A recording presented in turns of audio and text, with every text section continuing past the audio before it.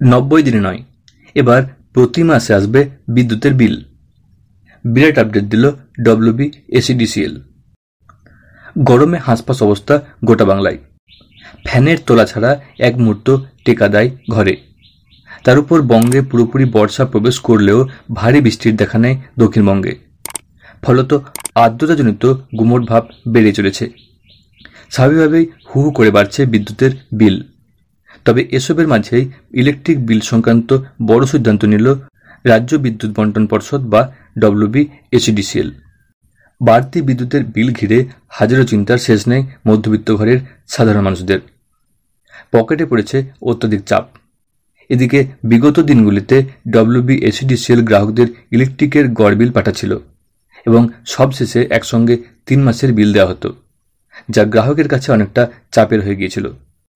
আবার কোনো কোনো গ্রাহক অভিযোগ করছে যে প্রতি মাসের বিলের হিসেবে কোনো কারচুপি হচ্ছে, যার দরুন অত্যধিক হারে বাড়ছে বিদ্যুতের বিল।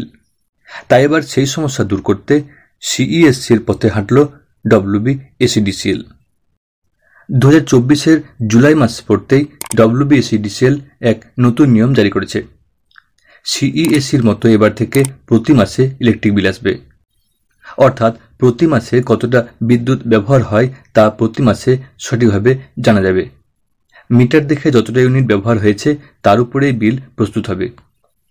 চলতি মাস থেকেই এই নিয়ম কার্যকর হতে চলেছে, যার ফলে একাধিক গ্রাহকের বিপুল সুবিধা হবে।